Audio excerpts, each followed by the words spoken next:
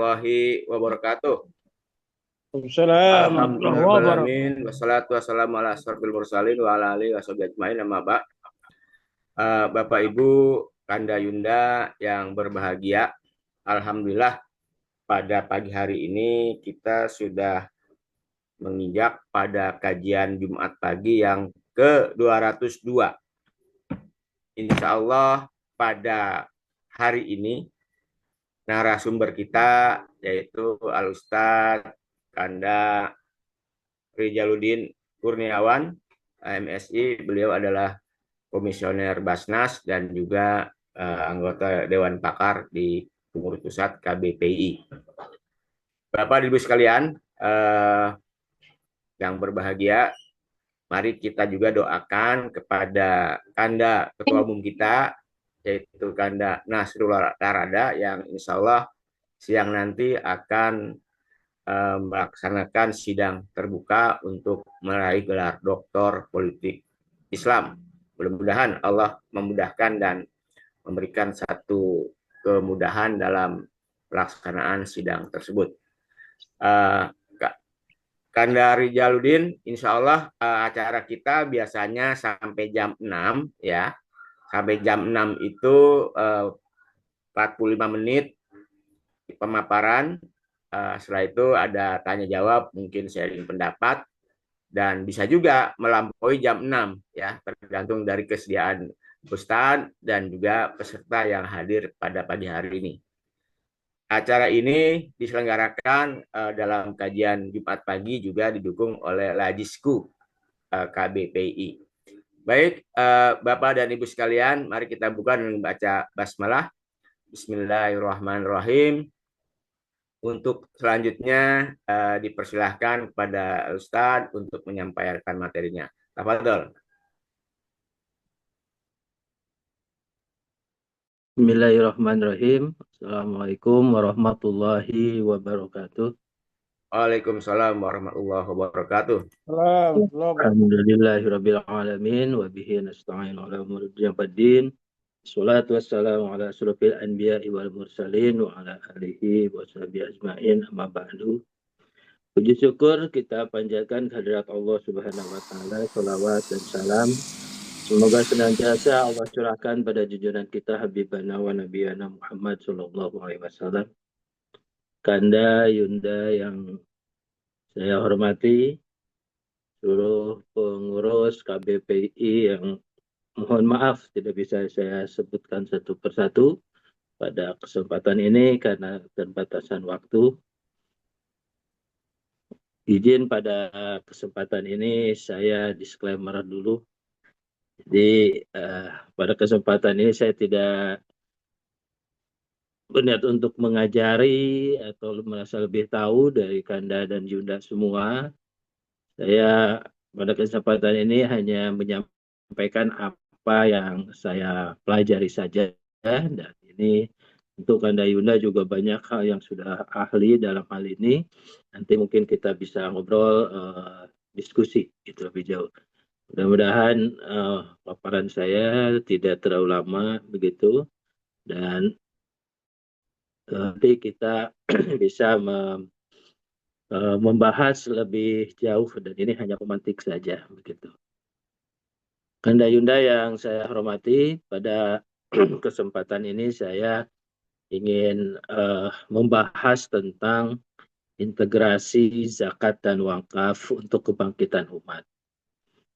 Ada hadis Rasulullah yang saya kira juga semua sudah paham, dan ini bagian dari refleksi kita bahwa ada versi manusia yang terbaik, yaitu adalah manusia yang bisa memberikan manfaat kepada orang lain. Semoga kita semua menjadi manusia, bukan manusia hanya biasa saja, tapi manusia yang versi terbaik itu, yaitu khairun nas anfa'uhum linnas. Kita masuk kepada deretan orang-orang, manusia-manusia yang mampu memberikan manfaat kepada orang lain. Kalau kita suka menyebutkan dan juga hafal sekali as-sholatu imaduddin, Tapi banyak juga di antara kita yang belum tahu ada hadis Rasul yang menyatakan az-zakatu kontorotul Islam. Zakat itu adalah jembatannya Islam, gitu ya. Kalau sholat itu adalah tiangnya, maka zakat itu adalah jembatan antar tiang itu. Itulah yang memperkokoh bunyal Islam ala khamsin, gitu ya. Jadi bangunan Islam itu tidak bisa dipisah-pisahkan, gitu ya. Syahadat, sholat, zakat, puasa sampai haji itu ibarat sebuah bangunan yang kokoh di dalam Islam. Nanti ke depan kita akan bahas tentang zakat ini, dan juga nanti kita akan bahas bagaimana kita menjadi manusia yang paling bermanfaat di muka bumi ini. Ada beberapa hal yang akan kita diskusikan, kita bicara tentang konsep dan landasan teologis tentang dan juga filosofis tentang zakat dan wakaf, lalu juga bicara tentang regulasi zakat dan wakaf, lalu kita bicara tentang perkembangan zakat wakaf di Indonesia, lalu kita bicara tentang zakat dan wakaf untuk kesejahteraan dan kebangkitan umat, lalu tantangan dan peluangnya apa integrasi zakat dan wakaf ini, dan selanjutnya bagaimana konsep mengintegrasikannya. Bapak Ibu yang saya hormati, landasan teologis tentang zakat semua sudah memahami juga, sudah mahfum atau bahasa 103, khudh min amwalihim sedaqatan tutahhiruhum wa tuzakkihim biha washolli alaihim inna sholataka sakanun lahum wallahu sami'un alim. Ini adalah perintah zakat. Kata di sini juga disebut masih sodakoh. Tapi sodakoh apa? Sodakoh yang wajib dikeluarkan. Maka itu adalah zakat. Rumpun sodakoh ini banyak sekali ya penjelasannya begitu ya. Tapi secara garis besar sodakoh itu ada dua. Ada sodakoh wajib dan ada sodakoh sunat. Nah, sodakoh wajib itu adalah zakat. Nah, sodakoh sunat itu banyak para ulama menafsirkan, termasuk juga adalah sodakoh jariah yaitu wakaf. Jadi inilah sodakoh. Nah, kalau menurut Profesor Quraisy Shihab, kalau kita dalam Quran baca kata sodakoh, sedekah gitu ya, maka yang harus kita ingat pertama itu adalah zakat, sodakoh wajib. Jadi kalau kita lagi tadarus Quran, kita lagi baca Quran, ada kata sodakoh, kita harus ingat dalam hati kita, apakah kita sudah berzakat belum? Gitu ya, khawatir lupa. Karena itu adalah sodakoh wajib. Baru mengingat yang lainnya, infak, sedekah, wakaf, begitu ya, hadiah, dan sebagainya. Karena yang wajib tidak bisa dihapus oleh yang sunat gitu ya. Jadi sodakoh yang wajib ini adalah zakat. Nanti ada sodakoh yang sunat, selainnya hibah, hadiah juga ada wakaf gitu ya. Nah, ada hadis Rasulullah yang tadi saya sampaikan tentang bunyal Islam ala khamsin, syahadat alla ilaha illallah wa anna muhammadar rasulullah wa iqamis shalah wa ita'iz zakah wa hajjis wa Ramadan. Ini teksnya banyak macam-macam ya, tapi prinsipnya kelima hal ini disebutkan. Menurut Imam As-Sa'roni, kenapa lima rukun Islam itu hanya lima hal ini, gitu ya, syahadat, sholat, zakat, puasa, dan haji, itu karena menurut Imam As-Sa'roni inilah cerminan dalam rukun Islam kita ini menganut adanya hablum minallah dan hablum minanas. Jadi Islam itu mengajarkan kepada kita bukan hanya sekedar hablum minallah, tapi juga ada hablum minanas. Dan itu terefleksi secara langsung dari ajaran zakat, gitu ya. Bayangkan seandainya Islam itu hanya berhubungan dengan ketuhanan saja, hablum minallah, mungkin kita bisa diam di gua begitu ya, kita hanya sholat saja, terus beribadah, berzikir hanya kepada Allah saja gitu ya, nggak bersosialisasi, nggak memakmurkan, menjadi khalifah, nggak berbagi, nggak manfaat. Ternyata kenapa zakat ada di dalamnya? Itulah salah satunya simbol ya perintah Allah agar kita menjadi orang yang bermanfaat untuk yang lainnya. Itulah ada kata zakat ya. Nah, saya memang lagi mempelajari kenapa sih rukun Islam itu cuma lima itu, kenapa tidak masuk, kenapa tolabul ilmi tidak masuk, kenapa birrul walidain tidak masuk, begitu ya. Ternyata esensinya menurut Imam Asy'aroni inilah cerminan bahwa berislam itu cukup menjalankan 5 ini, membangun hubungan baik kepada Allah, membangun hubungan baik kepada manusia. Itulah refleksi adanya zakat, begitu ya.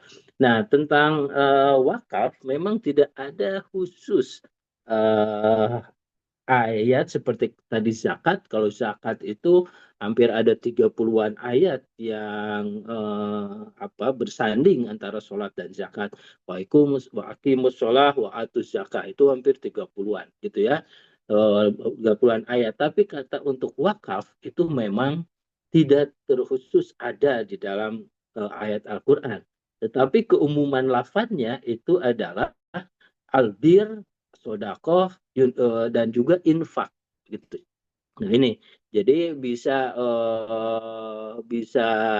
bisa kita lihat sebenarnya penjelasan dari keumuman ayat tentang sedekah, tentang infak, tentang sodakoh jariah, tentang infak, tentang albir, kebaikan itu dilihat dari hadis, yaitu disamakan dengan wakaf begitu ya, seperti Sayyidina Umar gitu ya membeli tanah lalu bertanya pada Rasulullah, wahai Rasulullah, saya ini membeli tanah, saya ingin menjadikannya sebagai wakaf, maka apakah yang saya lakukan ini baik? Rasulullah menjawab, jika kamu ingin memberi manfaat kepada umat, maka itulah yang terbaik, begitu ya.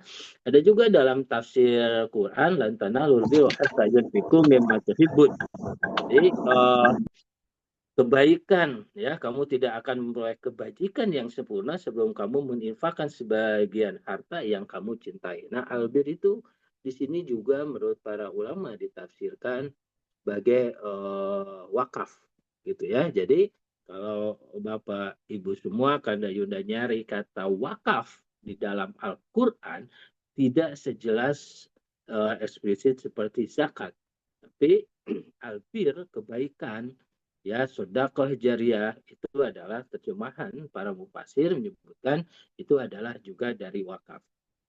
Nah, maka ada ayat yang lain menyebutkan innalladzina amanu wa amilus solihat wa aqimus sholah wa atuz zakah lahum ajruhum inda rabbihim wala khaufun alaihim wala hum yahzanun. Ya, sungguhnya orang yang beriman lalu dia melakukan amal soleh, kebajikan. Nah, begitu ya, di situ ada amal soleh, ada kebajikan. Lalu dia melaksanakan sholat dan menunaikan zakat, lahum ajruhum inda rabbihim. Maka di sisi Allah pahala yang sangat besar untuk mereka. Wala khaufun alaihim wala hum yahzanun. Maka tidak ada ketakutan dan kesedihan di dalamnya. Jadi di ayat itu disebutkan ada amal soleh, ada juga zakat, gitu ya. Jadi sebuah eh, makna yang berbeda, gitu ya. Nah, banyak yang menyebutkan bahwa itu juga adalah wakaf. Tapi di situ lihat orang yang menjalankan amal soleh dengan keimanan, juga salat dan zakat itu pahalanya sangat besar di mata Allah. Dan salah satunya itu adalah menghilangkan kesedihan dan ketakutan. Wala khaufun alaihim wala hum yahzanun. Maka kalau kita ingin tenang, kalau kita jauh dari kekhawatiran, kesedihan, maka berbuatlah kebaikan, amal soleh, lalu dirikan sholat, tunaikan zakat, gitu ya. Jadi ada hikmah-hikmah yang tercantum dari berbuat baik ini dan juga dari melaksanakan kewajiban zakat ini. Wala khaufun alaihim wala hum yahzanun. Ini juga senada dengan tafsir ayah yang lain. Kalau tadi At-Taubah 103 menyebutkan bahwa juga ada perasaan sakinah, nyaman bagi orang-orang yang mengeluarkan zakat, gitu ya. Wassallu alaihim inna sholataka sakanulahum, gitu ya. Itu Allah menyuruh kepada para amilin untuk mendoakan para muzaki itu untuk mereka bisa tenang, gitu ya. Sakinah di dalam hatinya. Jadi sakinah ini maknanya luas sekali. Salah satunya wala khaufun alaihim walahum yahzanun itu adalah makna sakinah. Maka kalau kita bisa bicara lebih luas, Kalaulah kita ingin mendapatkan ketenangan, tidak ada kesedihan, tidak ada ketakutan di dalam diri kita, maka banyaklah berbuat baik, dirikanlah sholat, tunaikanlah zakat. Gitu ya. Jangan-jangan selama ini kita hidup tidak tenang, banyak ketakutan dalam beberapa hal dan juga kesedihan karena kita menjauhi dari ajaran Islam. Gitu. Nah, Bapak, Ibu semua banyak sekali, begitu ya. Oh, zakat itu ada sebagai pembersih harta dan jiwa. Kalau wakaf itu ada sebuah kontinuitas, ya, sebuah kemanfaatan yang berlanjutan sepanjang masa, begitu ya. Kalau memang zakat itu ada sebuah kewajiban, memang wakaf ini ada kesukarelaan, tapi ada kemanfaatan sepanjang masa, gitu ya. Karena wakaf ini tidak boleh berkurang sedikit pun dan tidak boleh hilang gitu ya untuk kemanfaatannya. Kalau zakat itu untuk konsumsi apa habis pakai gitu ya pada tahun tersebut, kalau wakaf justru dia harus sepanjang masa punya kemanfaatannya gitu ya. Tapi semua refleksinya zakat dan wakaf secara filosofis memang untuk tadi kemanfaatan sosial ini, kepedulian sosial. Inilah hebatnya Islam. Maka berislam itu sangat sederhana. Gitu ya, kuatkan hati dengan rukun iman, lalu jalankan syariahnya rukun Islam. Yang 5 itu aja. Cukup nggak usah terlalu apa banyak menambah-nambah hal yang lain begitu ya. Dalam berislam itu ya cukup laksanakan aja yang 5 itu sebagai esensi rukun Islam. Insya Allah itu ada jamin oleh Allah masuk surga begitu ya. Yang lain-lainnya itu tambahan lah. Tapi rukun Islam itu adalah sudah merefleksikan pertama taat kepada Allah, yang kedua yaitu merefleksikan kepedulian sosial. Tapi hebatnya adalah ketaatan dengan Allah itu dengan cara melayani manusia. Kita melayani Allah dengan cara melayani manusia, itulah refleksi dari zakat dan wakaf. Hakikatnya ya melayani Allah. Kita melayani fakir miskin, hakikatnya kita ingin melayani Allah. Kita membantu para fakir miskin, pada hakikat kita adalah menjadi ansurullah, menjadi pembenar atas ajaran Allah. Kita memberi makan orang yang lapar, pada hakikatnya itu adalah kita ingin membenarkan keagamaan kita, gitu ya. Karena dalam ayat Al-Quran kita ini bisa aro'aital ladzi yukadzibu biddin, kita ini beragama bisa jadi juga tidak beragama gitu kan. Aro'aital ladzi yukadzibu biddin fadzalikal ladzi yad'u yatim wa la yahuddu 'ala ta'amil miskin dan sebagainya. Jadi untuk pembenaran keagamaan kita itu adalah kita dengan bersedekah. Maka sedekah itu seakar kata dengan sodik, kebenaran. Gitu ya, sidik gitu ya.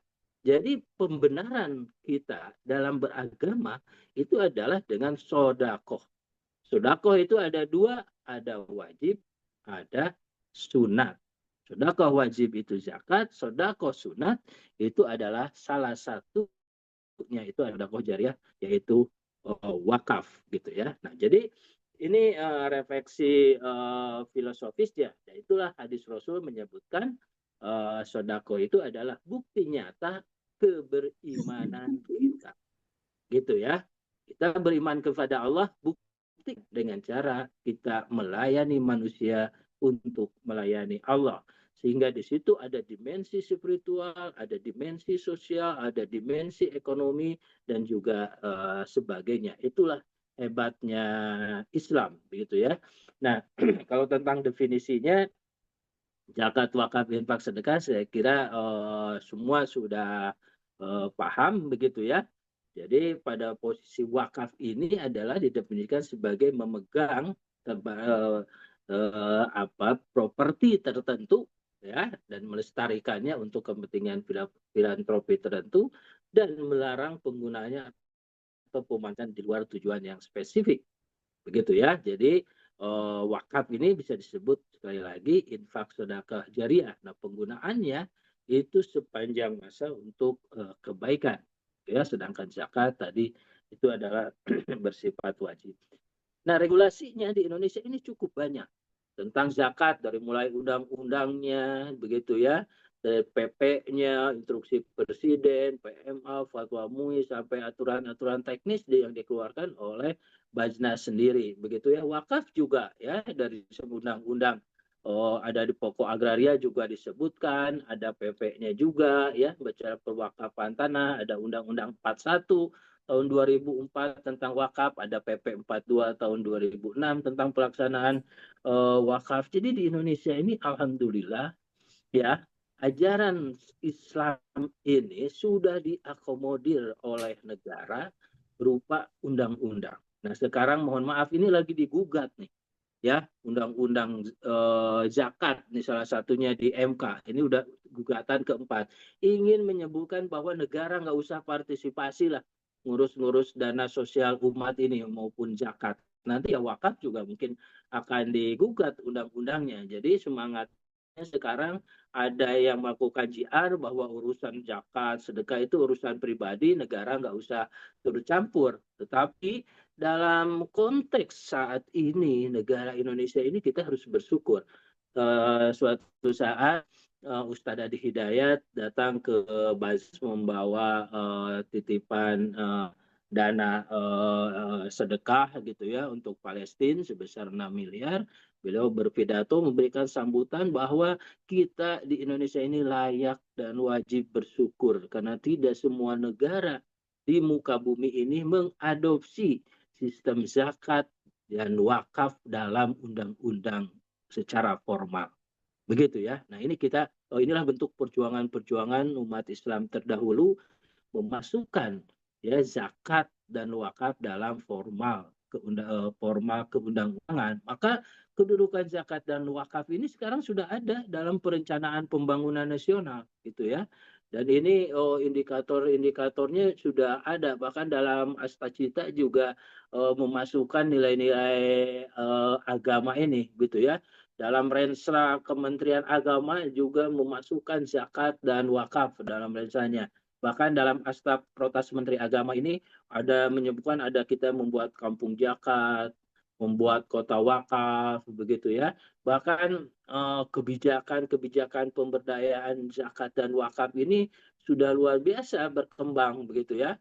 Ada kota wakaf, inkubasi wakaf produktif, kampung zakat, ada pemberdayaan ekonomi umat yang itu basisnya dari zakat dan wakaf, begitu ya. Nah, ada 100 lebih gitu ya, Bazna, ada Laj, lembaga amil zakat begitu ya. Jadi sekarang udah banyak di negara kita ini pengelola zakat selain Baznas yang itu adalah pemerintah, lalu ada lembaga amil zakat yaitu milik masyarakat. Dan ini juga lagi-lagi contoh dari Indonesia yang baik. Kalau di Malaysia dan negara yang lain partisipasi masyarakat kayak Malaysia itu zakat itu dimonopoli negara semua gitu ya, masyarakat nggak boleh menghimpun zakat. Di Indonesia masyarakat dan pemerintah bisa menghimpun dana zakatnya asal yang berizin gitu ya. Nah, dalam ekosistem ekonomi keuangan Islam syariah juga udah masuk zakat dan wakaf ini begitu ya. Jadi dalam industri halal ini memasukkan dana sosial keagamaan gitu ya. Jadi ada dana komersial, ada dana sosial finance gitu ya. Ada social finance ini memasukkan zakat dan wakaf. Dalam industri halal juga masuk skema mana mengintegrasikan zakat dan wakaf untuk menopang industri ini begitu ya. Jadi cukup menarik sebenarnya dari sisi regulasi kita, walaupun memang ada hal-hal yang perlu diperbaiki. Tapi konteksnya sekarang regulasinya masih terpisah-pisah. Regulasi zakat tersendiri, regulasi wakaf tersendiri, begitu ya. Maka bicara integrasi zakat dan wakaf ini menarik untuk kita kaji, baik integrasi dari sisi pemanfaatannya maupun integrasi dari sisi regulasinya. Karena potensinya ini sangat besar. Disebutkan potensi zakat 327 tahun kemarin 2024 bisa mencatatkan sampai 41 triliun begitu ya, 40 triliun. Pengumpulan di 2024 terus tumbuh di atas 20%-an begitu ya, dan juga penyalurannya 2004 itu sampai di angka 38 triliun. Ini catatan dari Bajnas. Potensi wakaf juga sama begitu ya, potensi wakaf ini sampai 180 triliun, tapi masih 1% yang terhimpun dalam konteks wakaf uang. Karena wakaf ini ada wakaf uang dan wakaf non uang, gitu ya. Nah, tapi kita lihat bukan pada potensinya saja, tapi pada pertumbuhannya, gitu ya. Indonesia ini adalah negara yang paling dermawan di dunia ini, dan salah satunya ya itu adalah didorong adanya dorongan agama, begitu ya, yaitu dorongan zakat dan wakaf yang luar biasa dari negara dan juga yang lahir dari masyarakat. Dan menurut risetnya Prof. Firman Latif tentang filantropi di Indonesia ini, memang posisi agama itu sangat signifikan. Orang Indonesia ini urusan agama itu menganggap penting. Gitu ya. Nah, maka motivasi keberagamaan orang Indonesia ini salah satunya adalah mengeluarkan zakat dan wakaf ini. Dan itu adalah menjadi sebuah keberlangsungan. Ya, keberlangsungan kalau disebut filantropi Islam, kedermawanan sosial Islam itu dengan basicnya agama itu menjadi lebih panjang, lebih berlangsung. Sederhananya tentang zakat begitu ya, Bapak Ibu semua, di Bajnas itu tahu awal-awal 2011 2005 berdiri undang-undang, lalu 2015 itu kita masih 90 miliar. 2015, sekarang 10 tahun, setahun kita bisa menghimpunkan 1,2 T.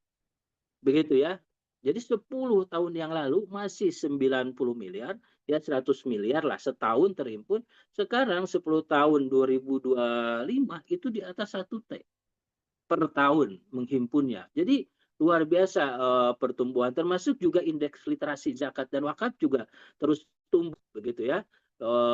Kita di Bajnas ada indeks literasi zakat begitu ya.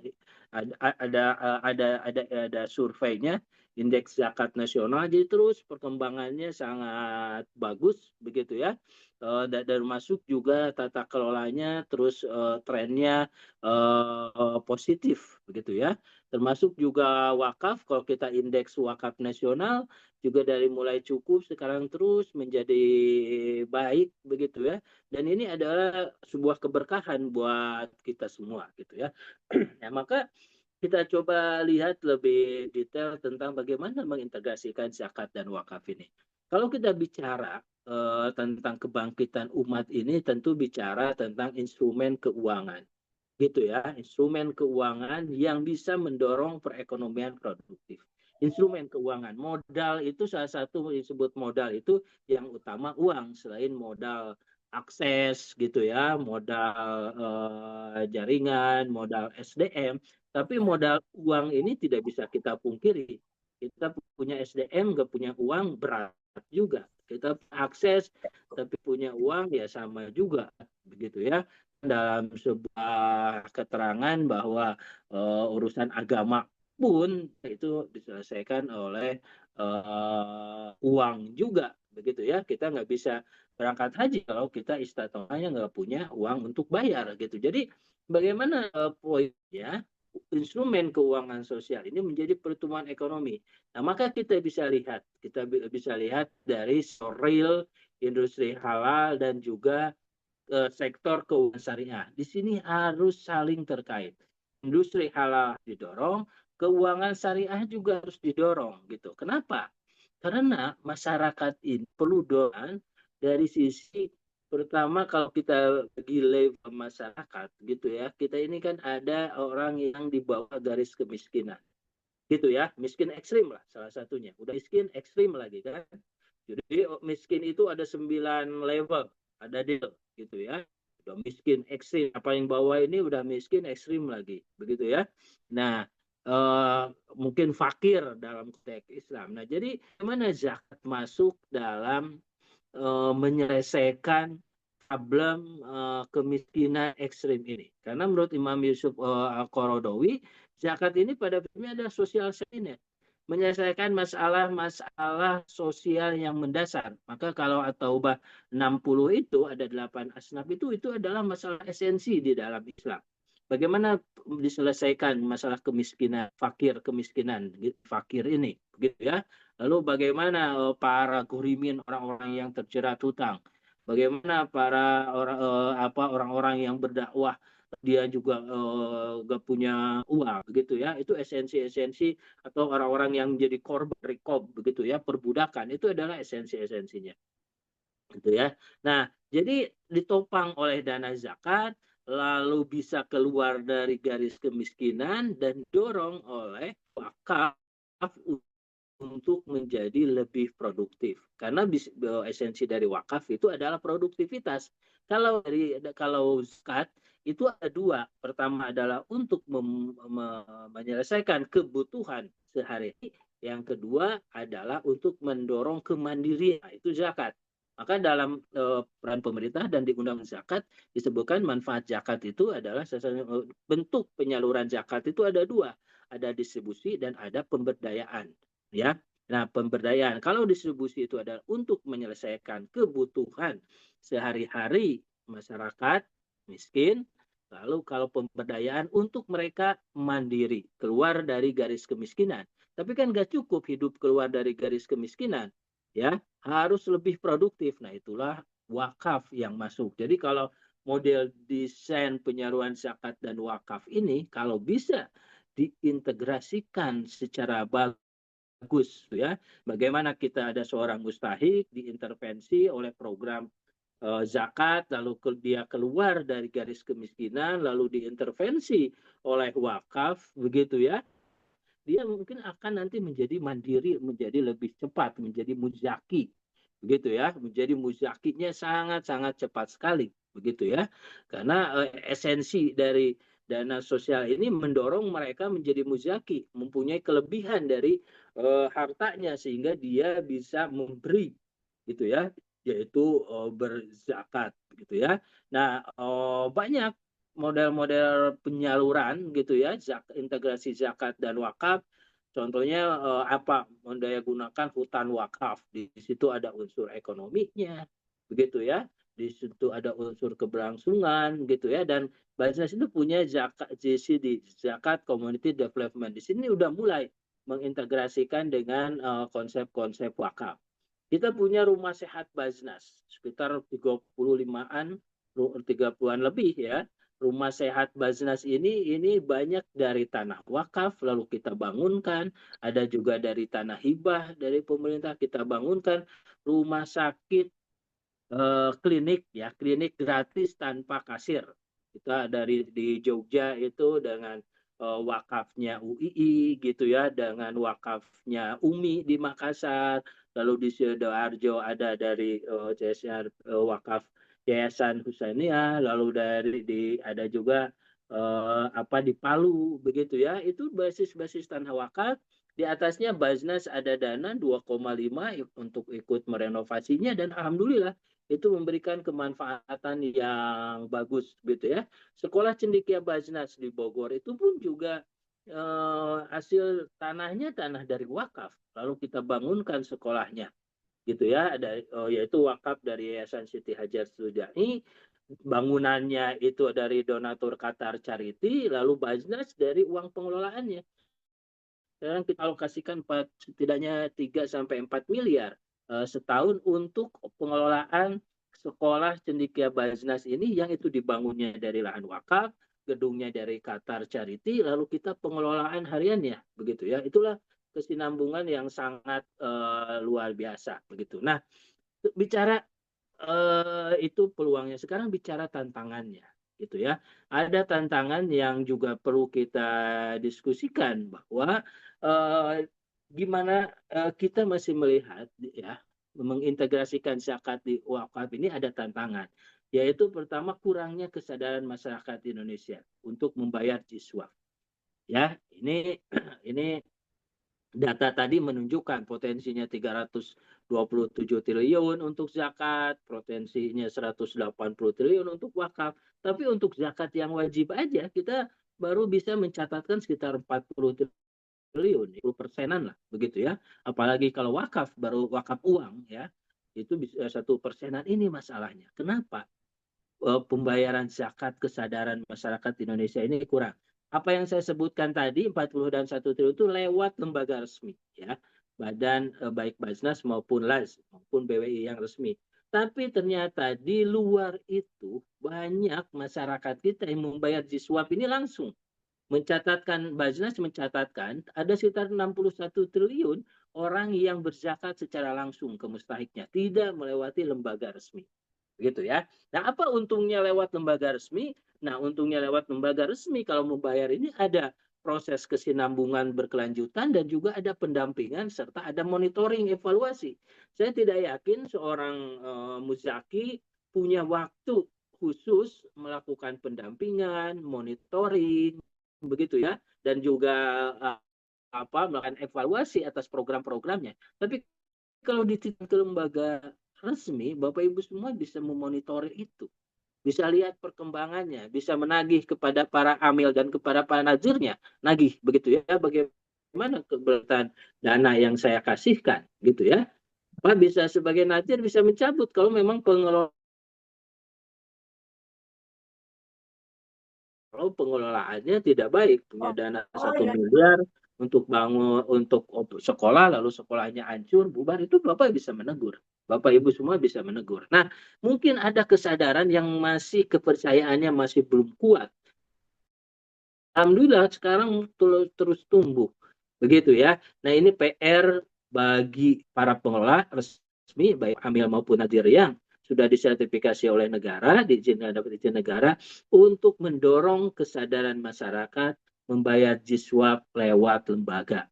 Gitu ya. Lalu yang kedua masih kurang optimalnya penggunaan teknologi jiswab. Kita akui jiswab ini belum kuat seperti perbankan dan segala macam begitu ya. Teknologi ini menjadi solusi. Kalau saya sebutkan ada 7 pilar penguatan dalam pengelolaan zakat maupun wakaf ya. Pertama adalah dakwah jiswaf.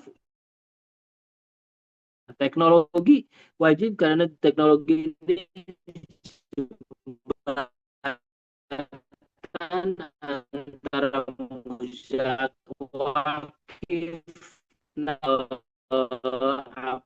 masyarakat Indonesia yang luas ini kalau tidak ditopang oleh teknologi ya kita tidak bisa baik begitu ya. Pelayanan ini menjadi penting gitu ya. Hamil Nazir ini fungsinya adalah melayani ya, jadi fungsinya itu adalah fungsi pelayanan, memberikan pelayanan yang baik. Tidak cukup pelayanan saja, wajib memberikan pengalaman yang baik. Ya, jadi para nazir, para amil ini harus memberikan pengalaman yang baik bagi para muzaki dan wakifnya. Ya, memberikan zakat wakaf kepada lembaga itu mendapatkan pengalaman yang baik gitu ya. Dia merasa excited, dampaknya jelas, dia juga merasa dilayani dengan baik. Jadi user experience-nya itu harus ada. Jangan orang bayar zakat, bayar wakaf malahan kapok begitu ya. Jadi nah ini jangan sampai harus ada pengalaman baik. Oh iya ya, saya mendingan bayar zakat itu ke lajisku ya gitu ya. Saya berwakaf juga lebih baik saya wakaf ke wakafku gitu ya, DKB PII begitu ya. Nah, karena dia mendapatkan pengalaman. Nah, yang terakhir adalah perubahan. Ya, seorang pengnazir dan amil itu harus memberikan dampak perubahan kepada muzaki dan wakifnya. Dampaknya apa? Dampaknya kalau tadi At-Taubah 103 dia menjadi soleh, merasa lebih baik, dia menjadi tenang, dia merasa bersih dirinya, merasa suci, merasa soleh secara spiritual dan sosial. Itu perubahan itu harus dikontrol, dipantau. Amil maupun nazir jangan hanya puas setelah mendapat dananya lalu nggak pernah ada relasi bagus kan para wakif dan muzaki, ditinggal saja. Wah, nggak bisa. Amil dan nazir itu ibarat pendamping, sahabat gitu ya. Bahkan ada yang menyebutkan bahwa ya kacamatanya lah. Jadi terus mendampingi Amil, mendampingi Muzaki dan Nazirnya sampai dia menemukan dirinya, merasa nyaman, mendapatkan pengalaman yang baik, mendapat perubahan yang baik atas dirinya karena sudah mengeluarkan sedekah. Karena janji Allah sudah jelas bahwa yang mengeluarkan zakat dan wakaf tadi itu salah satu indikatornya itu orangnya hidupnya tenang. Walaupun ayam walahum yahzanun gitu ya. Jadi harus didampingi. Nah ini banyak sekali para amil, para nadir itu hit and run. Udah dapat uang lalu pergi, tinggal lari. Begitu ya. Nah itu enggak, tapi harus melekat gitu ya. Nah salah satunya ya teknologi ini untuk memberikan laporan, untuk menyapa kembali begitu ya, untuk mengingatkan kembali begitu ya. Jadi pelayanan ini penting begitu ya. Selain tadi tambahannya ya SDM-nya memang harus lebih baik begitu ya. Lalu juga brandingnya gitu juga harus baik, lalu programnya. Nah itulah tujuh pilar dalam pengelolaan dana jiswap itu ya. Program juga harus program yang itu substantif di mata muzaki dan wakif. Dan yang kedua, programnya juga harus terlihat dijalankan di mata muzaki dan wakif. Jadi jangan sampai wakif dan muzaki itu bertanya, ini uang kemarin pakai apa ya? Jadi nggak terlihat. Nah itu menjadi masalah juga gitu ya. Jadi harus programnya harus substantif, harus terlihat oleh muzaki dan berkelanjutan. Jangan program yang berkelanjutan itu yang paling disukai. Itulah pilar-pilar. Selanjutnya tadi ya ada SDM, lalu data gitu ya. Data juga kita menjadi problem. Lalu hati-hati dengan krisis kepercayaan. Kita sebut ada tsunami filantropi. Menariknya, kalau ada lembaga jiswap yang melakukan fraud, melakukan korupsi ataupun sebagainya, itu akan berdampak ke lembaga yang lainnya. Gitu ya. Nah, ini dalam konteks ini kita udah meliti. Jadi kalau ada lembaga amil atau nadir yang melakukan fraud, korupsi dan sebagainya, itu berdampaknya keseluruhan lembaga filantropi. Oh, lembaga zakat ya lembaga keuangan kelola Islam tuh ya kayak gini lah gitu. Jadi negatifnya itu keseluruhannya. Jadi semua masing-masing harus menjaga. Jadi ini kayak efek domino. Kalau dalam filantropi, dalam jiswap ini ada satu lembaga yang rusak, akan rusak semuanya. Maka masing-masing harus menjaga. Bukan kayak industri atau konsumsi biasa. Kalau kita Toyota rusak nggak dipercaya ya pindah ke Honda, nggak kayak gitu. Kalau nggak teh botol sekarang udah pahit banget, pindah ke ke teh pucuk, nggak gitu. Kalau di dunia filantropi, kalau ada tsunami filantropi, fraud segala macam, maka akan kena dampak dominonya lembaga yang lain. Jadi reputasi trust ini menjadi nomor satu. Nah, yang terakhir adalah masih terdapat sejumlah lembaga pengumpulan zakat maupun nazir yang belum resmi. Bapak Ibu semua, ini yang resmi ini sebenarnya kalau undang-undang zakat itu bisa dipidana. Kalau polisi mau mempidanakan itu banyak sekali itu orang-orang yang bisa dipidanakan. Yang himpun-himpun dana siswa nggak berizin itu. Dana zakat nggak berizin seolah-olah menjadi amil itu bisa dipidana. Gitu ya, dalam Undang-Undang Zakat 23 2011 itu jelas sekali. Ada dua hukum pidana. Pertama yang bekerja seolah-olah menjadi amil, yaitu menghimpun dana JIS tanpa izin. Nah, itu bisa dipenjara itu. Ya, penjara dan juga ada dendanya. Begitu ya. Lalu yang menyelewengkan dana JIS ya itu juga bisa dipenjara. Itu 1 sampai 5 tahun. Jadi sebenarnya ada, tapi kita masih banyak. Nah, siapa yang bisa menegakkan ini? Ya aparat penegak hukum dan juga Kementerian Agama sebagai pembinanya, begitu ya, regulatornya, gitu ya. Nah, kalau Basnas nggak bisa menegur karena izinnya itu dikeluarkan oleh Kementerian Agama. Basnas hanya merekomendasikan, harusnya Basnas Kementerian Agama udah mulai bertindak. Sekarang juga mulai sih sedikit bertindak. Orang-orang yang nggak berizin diingatkan. Kementerian Agama pernah mengeluarkan list 108 pengelola JIS tidak berizin. Nah, itu sempat itu 2 tahun yang lalu ya mengeluarkan itu di media sudah dikeluarkan. Nah, maka Tadi kalau kita bicara tantangan tentu ada peluangnya gitu ya, bahwa zakat dan wakaf ini ya masih peluang bisa diintegrasikan ya, karena kita ini kesadaran agamanya cukup besar, muslim terbesar di dunia, juga pemerintah sudah mengadopsi tentang undang-undang zakat dan wakaf ini, sudah memasukkan kepada apa RPJMN-nya pemerintah begitu ya, Bappenas ke ekonomi syariah sudah memasukkan dana sosial agama ini untuk kesejahteraan pengentasan kemiskinan. Sudah ada dalam konteks Indonesia, teknologi kita pelan-pelan database juga harus dikuatkan gitu ya.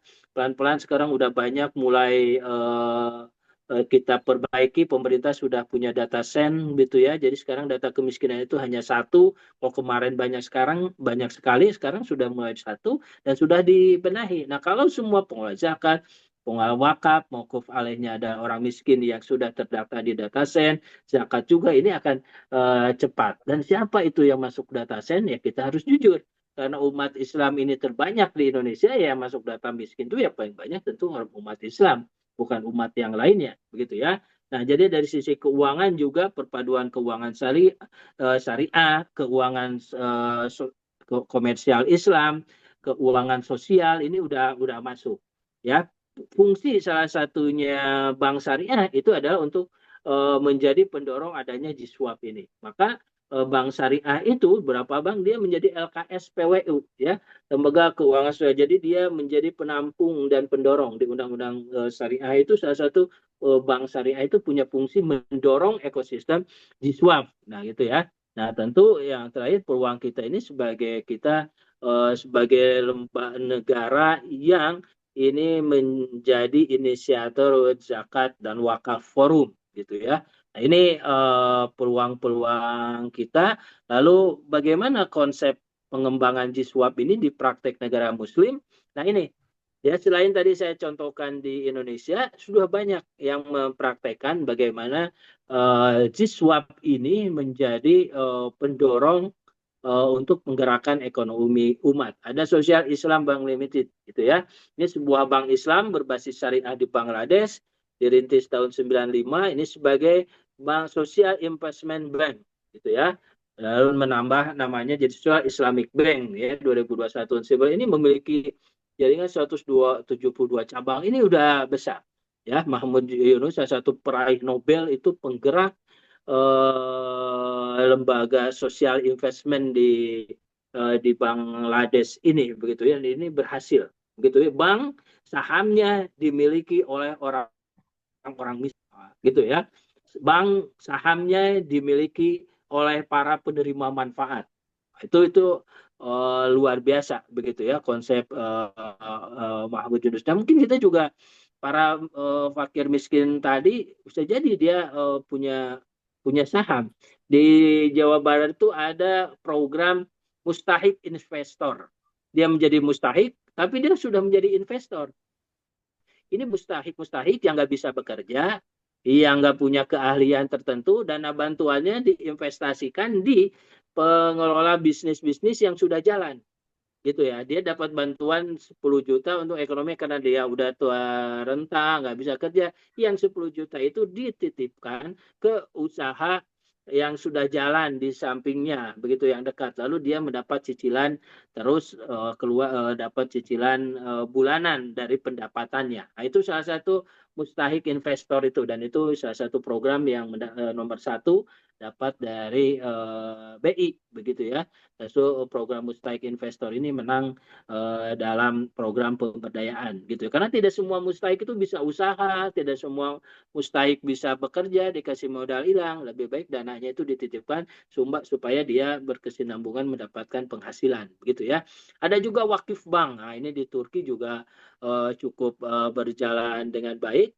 Nah, maka banyak yang bisa kita dorong ya konsep Bank Jiswap ini ya, Islamic Social Bank ini menjadi contoh bagaimana Jiswap sosial syariah itu bisa mendorong ekonomi dan juga bisa mendorong sektor pembiayaan yang penting dalam konteks kesejahteraan masyarakat.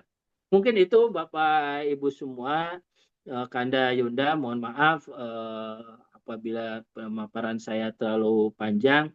Mudah-mudahan ada manfaatnya dan segala kekurangan tentu kekurangan saya pribadi. Terima kasih. Jazakallahu wa iyyakum ajmain. Wassalamualaikum warahmatullahi wabarakatuh. Waalaikumsalam warahmatullahi wabarakatuh. Terima kasih Ustaz. Alhamdulillah ini sangat inspiratif. Mudah-mudahan kita semua bisa mengamalkan dan menjalankannya. Inilah yang disebut dengan kewajiban menjalankan syariat Islam bagi pemeluk-pemeluknya. Ya, secara gradual sudah bisa dilakukan. Maka dari itu banyak dari RT sebelah kadang-kadang tidak setuju ketika diberlakukan lembaga-lembaga yang mengacu kepada dasar Islam. Ya, eh, memang salah satu sumber hukum nasional ini kan ada hukum Islam ya, Ustaz ya. Nah, seperti fatwa-fatwa MUI itu tidak berlaku apa-apa. Ketika diangkat menjadi peraturan Bank Indonesia, maka menjadi hukum nasional. Nah, saya kira Bapak Ibu yang akan menyampaikan pendapat, bertanya, mudah-mudahan Ustadz masih ada waktu sampai melayani para audien ini. Alhamdulillah dari Papua ini banyak sekali yang hadir ya, dari Sumatera Barat, Padang, Bengkulu, Palembang, ini kayaknya merata ini pagi ini. Baik, yang sudah raise hand, Ibu Tuti Mariani. Silakan Ibu Tuti, mohon singkat, padat, dan to the point. Ya, Bismillahirrahmanirrahim. Assalamualaikum warahmatullahi wabarakatuh. Komprehensif sekali yang disampaikan oleh Komisioner Basnas kita. Lebih-lebih beliau adalah bagian dari KBPI. Alhamdulillah. Yang pertama, Ustadz, yang tadi report dunia bahwa Indonesia adalah negara yang dermawan. Di sisi yang lain, tadi disampaikan oleh Ustadz himbauan bahwa penyaluran zakat infak itu pada lembaga resmi. Mungkin selama ini tidak sedikit dari wajib zakat atau pembayar zakat kita itu dia langsung ke masyarakat yang tahu sekali ini duafa sampai ke pelosok-pelosok kampung. Sehingga mungkin kalau dianggap ini harus ke lembaga resmi, itu tidak sampai. Nah, maksud saya bagaimana ini juga menjadi ruang bagi lembaga-lembaga LADS bahwa dengan mereka langsung memberikan itu adalah ada ruang yang bisa diakomodir bahwa itu juga langkah yang benar. Yang kedua, Ustadz, tentang 8 asnaf atau Basadi, seperti apa pembagian dari Basnas atau LADS yang ada tentang pembagian 8 asnaf besar yang mana, persentase yang mana. Kemudian yang ketiga, apakah keliru kalau kami mengatakan adanya lajismu, lajisku, lajisnu itu adalah perpanjangan tangan dari Basnas. Sehingga ketika ada akuntansi atau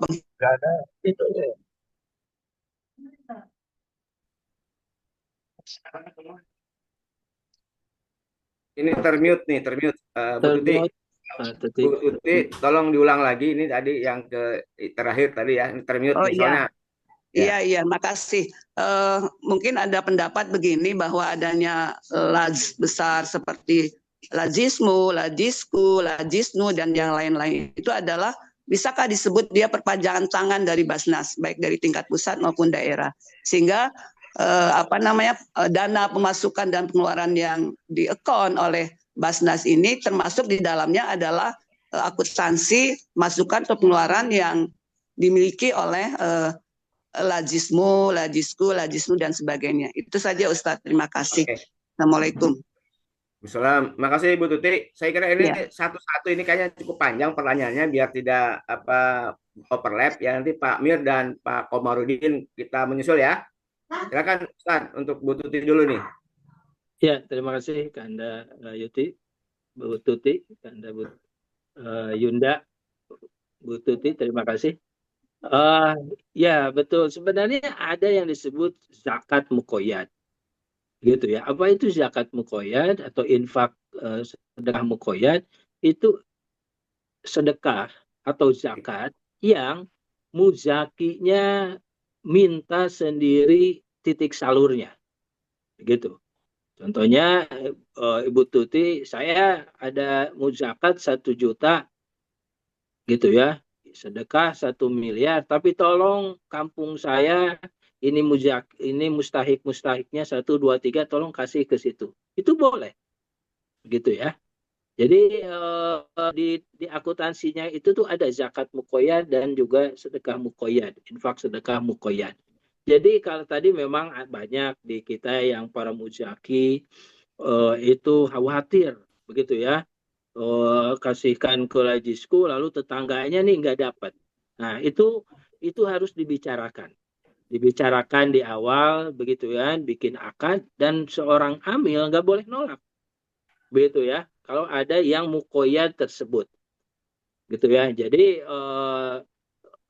kedermawanan ini kadang memang kedermawanan yang banyak lakukan langsung ini eh, khawatir orang miskin di sekitarnya tidak dapat atau siapa mungkin ada saudaranya yang lebih dekat di daerah mana. Nah itulah perlunya jaringan nasional seperti ini. Bisa saja saya tahu nitipkan zakat boleh nggak diserahkan ini gitu ya. Nah yang masalah contohnya mungkin ya membayar zakat 1 juta lalu bilang ini ada orang miskin tolong bantu 10 juta gitu ya. Nah itu amilnya mungkin agak bingung tuh gitu ya. Itu bayar 1 juta tapi minta disalurkan ke sana 10 juta. Nah itu harus nunggu dana yang lain. Nah, begitu poinnya. Itu tahap awal gitu ya. Itu tahap awal bahwa bisa memberikan zakat atau infak mukoyad itu gitu ya. Mana daerah mana yang dituju begitu ya. Nah, asnaf ini sesuai dengan kaidah usul 8 asnaf, yang utama itu yang pertama disebutkan. Yang pertama disebutkan. Asnaf itu 8, yang utama itu adalah fakir miskin. Karena innamas shadaqatu lil fuqara iwal masakin. Yang pertama itu fakir miskin. Itu yang paling pertama dan utama. Kenapa pertama dan utama? Karena pertama disebutkan. Gitu ya, ada para mufasir yang memposisikan bahwa 8 itu urutannya yaitu itu yang menjadi utama begitu ya, urutan keutamaan. Nah maka di pengelola zakat banyak yang besar alokasinya untuk fakir miskin itu ya. Ada sampai 50% untuk fakir miskin, 50% lainnya dibagi-bagi ke asnaf yang lain gitu ya, ada. Dan itu boleh begitu ya. Lalu Lajisku perpanjangan tangan Basnas dan akuntansinya satu, betul ya. Jadi memang lembaga-lembaga yang dapat izin, baik itu Lajisku, Lajismu, Lajisnu dan lain, dompet wafa, rumah zakat, itu memang satu kesatuan dengan Basnas. Gitu ya. Memang kalau dalam undang-undangnya disebutnya membantu Basnas. Dalam konteks membantu Basnas itu ada membantu negara. Nah, yang laporan tadi 40 triliun di 2024 itu memang laporan yang didapat dari Basnas dan Laj. Salah satunya ya Lajisku memasukkan itu. Jadi bukan himpunan Basnas saja. Itu penghimpunan seluruh Basnas, provinsi, kabupaten, dan seluruh Laj, lembaga ambil zakat masyarakat yang kalau tidak salah ada sekitar 180-an digabungkan. Lalu itulah keluar angka 40 T itu tadi. Begitu ya. Jadi satu kesatuan. Akuntansinya juga satu ya, PSAK 109 akuntansinya juga satu, semua punya membasiskan pada akuntansi itu. Nah gitu. Nah memang selalu menjadi pertanyaan utama mana sih pribadi dan lembaga. Saya untuk zakat ini utama sekali adalah lewat lembaga. Gitu ya. Karena apa? Sunnah Rasulnya juga seperti itu. Rasulullah waktu keluar perintah zakat 2 hijrah gitu ya, langsung ketiga hijrahnya Rasulullah membuat setelah perintah zakat itu menunjuk amil-amil, salah satunya Abu Bakar, orang-orang yang terpercaya, Umar bin Khattab, salah satunya menjadi amil. Lalu hijriah ketiga membuat Baitul Mal, dikumpulkan di Baitul Mal. Jadi sunnah Rasulnya itu memang zakat ini dikumpulkan di Baitul Mal. Diikuti juga oleh para hurafa urasidin. Begitu ya, sampai ke selanjutnya. Jadi dikelola negara. Sunnahnya itu maksudnya dikelola oleh amil resmi yang ditunjuk oleh negara. Lajisku udah resmi karena mendapat SK dari negara. Begitu ya. Jadi para keluarga KB ini baik sekali kalau dititipkan zakatnya itu lewat Lajisku. Nah, kalau bagaimana yang lainnya ya infak sedekahnya silahkan lah. Begitu ya, infak mungkin taiko yang paling terdekat atau apa. Tapi minimal zakatnya itu baiknya dikelola oleh lembaga. Karena lembaga itu punya perencanaan, punya konsep pelaksanaannya, punya konsep monitoringnya, punya konsep pendampingannya, punya konsep pelaporannya. Kalau dikelola sendiri sebesar apapun gitu ya, itu nanti hal-hal tadi itu tidak bisa dilakukan oleh pribadi. Dan paling terakhir, kita harus juga menjaga marwahnya mustahik. Kita harus menjaga marwah mustahik. Banyak kalau banyak mustahik itu harus dijaga marwahnya, gitu ya. Mustahik itu harus tetap bermartabat. Kalau Bu Tuti ngasih ke tetangga tiap bulan, tiap minggu, itu lama-lama yakin itu mustahik itu menjadi nggak nyaman. Lama-lama mungkin hatinya nggak enak. Bu Tuti nggak enak, saya tiap hari dikasih, tiap minggu dikasih, tiap bulan begitu ya. Dikasih untuk makan 100 gitu ya. Mungkin lama-lama dia agak nyaman. Tapi kalau lewat lembaga, mustahik itu lebih lebih lebih nyaman gitu ya, walaupun sama juga bisa dikasih rutin juga, tapi lewat amil lalu dikasihkan ini dia akan lebih nyaman gitu ya, karena orang miskin itu ada yang meminta-minta dan ada yang tidak. Wa fi amwalihim haqqul lisailin wal marhum. Jadi orang miskin itu ada juga yang dia miskin tapi nggak mau minta, dia takut dirinya marwahnya hilang sehingga tahu-tahu mati di dalam rumah sendiri gitu. Wah, itu tuh banyak. Nah itu jadi kalau fungsi amil itu harus bisa mendeteksi tadi begitu ya. Orang yang meminta dan tidak meminta harus dapat kebagian kalau kategorinya fakir miskin begitu ya. Terima kasih. Mungkin itu Pak, dari saya. Mohon maaf. Baik, lanjut Pak Mir dan Pak Komarudin Ibnu Mikam. Silakan Pak Mir. Mudah-mudahan masih ada waktu ya San ya. Silakan Pak Mir.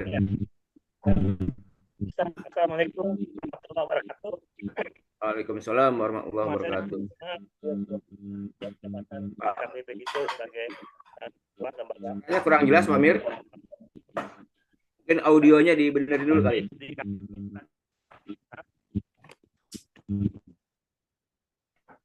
Halo, kedengaran nggak Pak Ahmad? Ya, silakan.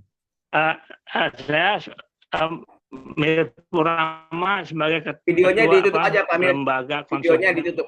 Pak Mir, videonya ditutup aja. Videonya ditutup aja.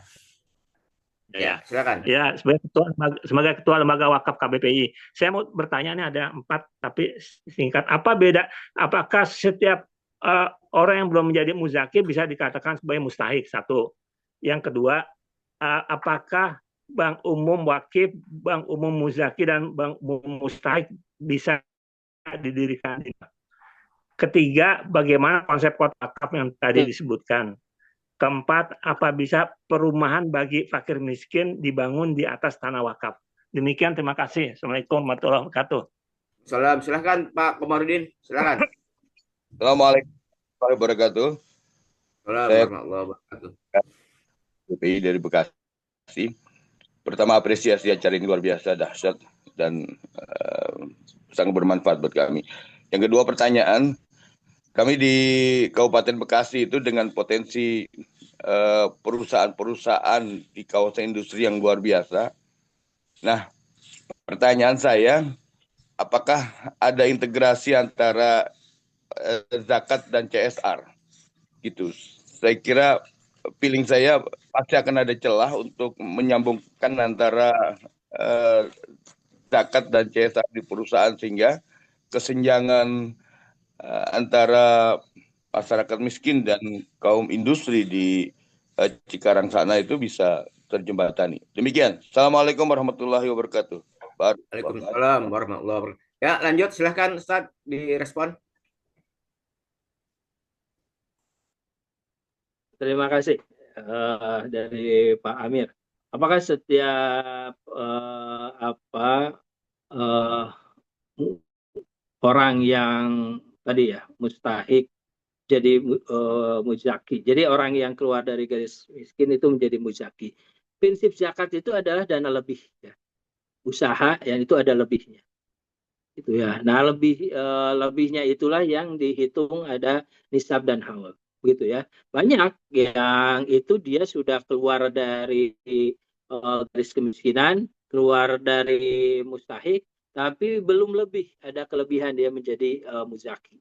Begitu ya. Jadi nah, intervensinya di sini menarik. Kalau kita mau banyak mencetak muzaki, maka intervensilah tadi level orang-orang yang sudah keluar dari garis kemiskinan. Kalau kita intervensi tambahan, lalu dia naik ke jadi muzaki. Gitu ya. Nah, itu di kita itu kan ada 10 desil tuh kemiskinan. Ya, jadi yang desil yang di atas ini bukan yang bawah. Kalau yang tadi bawah 1 2 3 itu selesaikan konsumsinya lah. Nah, intervensi supaya dia menjadi muzaki yang di desil 7 8 begitu ya. Intervensi supaya dia menjadi muzaki, usaha ada lebihnya kena nisab dan haul. Jadi begitu. Nah, bagi yang belum menjadi muzaki ya dia menjadilah seorang mutasodik, dia yang terus bersedekah karena sedekah juga kunci menaikkan juga keberkahan. Bahkan hasinu amwalakum bisedaqah, cara membentengi harta kita itu adalah dengan sedekah, hadis Rasul. Jadi kalau orang yang udah punya bekerja nih, belum menjadi muzaki, belum ada nilai lebih, bersedekahlah untuk membentengi harta kita, untuk tetap menjaga jangan sampai kita jatuh ke jurang kemiskinan lagi. Gitu ya, cara membentengi harta bukan naruh di bank saja, tapi bersedekahlah, itu nabung di Allah, nabung di apa, nabungnya itu pada Allah, begitu ya. Jadi nabungnya bukan pada bank saja, nabung pada Allah. Hasinu amwalakum bisodako, jagalah, bentengilah hartamu dengan sedekah. Jadi mohon maaf nih para pebisnis yang belum menjadi muzaki, banyak bentengi dengan sedekah, jangan sampai terpuruk lagi kepada jadi mustahik. Nah, tentang perumahan wakaf ini sangat luar biasa, Pak.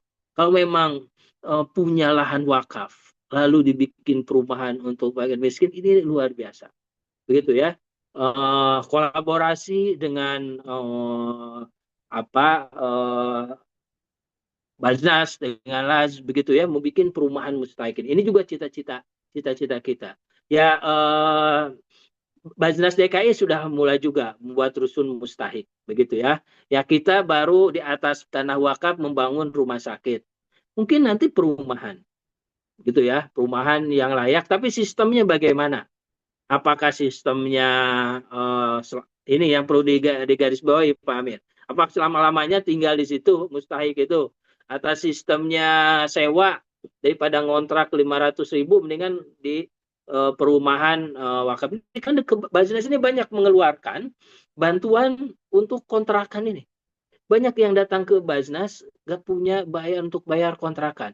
Kalau ada rumah perumahan mustahik tadi, perumahan fakir miskin, ya Baznas lebih enak. Orang miskin itu ya udah kita bayarin, tinggal di sana, kontrakannya kita bayar. Tapi poinnya tadi kapan keluarnya? Kita harus punya exit strateginya. Di Bandung juga ada perumahan itu sudah jadi rusunnya, yang kita memberikan bantuan membayar rusun itu. Rusunnya punya pemerintah, begitu ya. Tapi dia nggak mampu bayar. Seberapa ratus warga rusun itu dibayarin oleh Baznas, bayar kontrakannya ya 500.000 ke bawah. Nah, kalau kita punya konsep perumahan wakaf ini, perumahan fakir miskin ini menarik. Nah, kota wakaf, kota zakat ini ada, begitu ya. Ini ada indeksnya dari pemerintah ya, dari BWI, dari zakat itu ada ya. Ini kota wakaf ini salah satunya kemarin Baznas ya. Kita kota zakat itu kita mensyaratkan semua desa-desa sudah ada amil zakatnya, UPZ, unit pengumpul zakatnya di semua desa. Contohnya Ciamis, Jawa Barat. Ini luar biasa. Ciamis kemarin kita nobakan kota zakat. Karena di setiap desanya sudah ada UPZ, unit pengumpul zakat. Ini desa. Di masjidnya ada, di desanya ada. Tiap bulan ini desa bisa menghimpun antara 10 juta sampai ada yang 30 juta di desanya. Dan itu uangnya untuk mengurus untuk desa tersebut. Jadi dari infak desa saja, Ciamis, Jawa Barat ini hampir 15 miliar dari 200 desa. Begitu ya. Nah, Bapak Ibu semua yang jadi pengurus desa belajar ke Ciamis. Bagaimana menggerakkan kota, desa itu menjadi unit-unit pengumpul zakat, infak, sedekah. Dan itu berhasil luar biasa menjadi percontohan. 30 juta, 300 juta. Dia ya sudah ini untuk keperluan miskinnya masyarakat miskin di desa itu setidaknya terbantulah untuk pergi ke rumah sakit, untuk ada orang yang tadi kelaparan, ada program ngasih makan janda-janda di desanya, dan itu dilakukan oleh desa ini. Jadi desa mengangkat 3 orang kepercayaan dari kalangan ulama, tokoh masyarakat untuk keliling tiap bulan. Dia sampai punya kayak motor Aqua itu, motor yang biasa ini, dia tiap keliling woro-woro. Jadi tiap sebulan 2 kali dia menyaingi tahu bulat katanya. Jadi si pengurus UPZ-nya itu keliling desa saat ini. Bapak Ibu semua diingatkan, besok kami dari UPZ desa akan mengumpulkan infak sedekah Bapak Ibu semua. Infak sedekah ini untuk kemakmuran desa kita, untuk membantu program memberikan makan orang-orang miskin di desa kita. Untuk ini, nah, begitu. Jadi woro-woro keliling. Itu koinnya berkarung-karung, Pak. Koinnya berkarung-karung. Sampai Bajnas Ciamis itu membeli khusus mesin penghitung koin sampai 3. Gitu ya, daripada woro-woronya tahu bulat keliling, ini sekarang woro-woronya begitu ya, pengumumannya keliling di gang-gang desa itu untuk mengumpulkan infak sedekah masyarakat dan dikumpulkan oleh UP desa 100% penggunaannya untuk UPZ desa. Dan ini legal karena dia menjadi unit pengumpul zakat dan itu sudah di-SK-kan oleh Bajnas Kabupaten. Begitu ya. Nah, tentang integrasi Pak Komarudin, integrasi zakat dan CSR ini memang sudah ada konsepnya. Bajnas RI menjadi mitra CSR. Nah, ini sebenarnya ahli CSR ini ada, kita juga mendapat ilmu dari Bang As'ad, dan kemarin kita juga mengundang Kang Asep Effendi, begitu ya, Kang Epen, untuk mengajari kita tentang CSR. Pengelola zakat ini memang harus kenal dengan CSR. Nah, CSR itu dalam zakat ditulis infak terikat, infak mukoyat tadi. CSR ini kan terikat. Perusahaan saya punya dana CSR 2 miliar, tapi ini untuk kesehatan, khusus untuk kesehatan di lokasi sekeliling perusahaan. Nah, itu bisa. Itulah yang disebut dengan mukoyat terikat tadi. Nah, tapi kan berbeda. Kalau zakat itu semangatnya HUT mengambil harta lebih, kalau CSR ini kan kepentingan perusahaan, sehingga poinnya adalah melayani perusahaan agar dana CSR-nya itu bermanfaat dan boleh mengelola zakat menjadi mitra CSR. Nah, ini jadi Lajisku, wah ini udah ada lah jagonya Pak Asa dan Kang Epen yang bisa mengintegrasikan antara zakat dan CSR begitu. Banyak kelebihannya menitipkan menitipkan CSR ke lembaga pengelola zakat ini. Karena pengelola zakat ini kan contoh-contoh penyalurannya sudah ada dan jaringannya juga kuat dan insya Allah orang-orangnya amanah. Mungkin itu Baik, dari saya. Terima kasih. ya, makasih. Ini jam udah 7.14 menit di Tanjung Priok ya. Yang di Papua kayaknya sudah pamit nih ya. Yang di barat masih bertahan. Ya, saya kira kuncinya adalah trust personil AMIL ya, dan semua lembaga-lembaga pengelola zakat, lembaga publik, tingkat kepercayaan yang harus dijaga ya. Karena kalau emang trust sudah terbentuk, mungkin dalam undang-undang zakat juga ada sanksi bagi mujaki yang tidak bayar zakat. Saya kira belum berani itu sanksi bagi mujaki yang tidak bayar zakat kalau memang diberlakukan secara hukum Islam seperti yang tegas. Baik, saya kira waktu juga mungkin Pak Rijal juga ada agenda lain yang harus ditunaikan. Terima kasih atas pencerahannya dan sangat bermanfaat. Insya Allah menjadi inspirasi dan petunjuk bagi kita semua yang akan menjalankan zakat, penyaluran zakat pada tempat-tempat lembaga-lembaga yang dapat dipercaya. Terima kasih. Mari kita akhiri dengan baca hamdalah. Alhamdulillahirabbil alamin. Subhanakallahumma wa bihamdika asyhadu an la ilaha illa anta astaghfiruka wa atubu ilaik.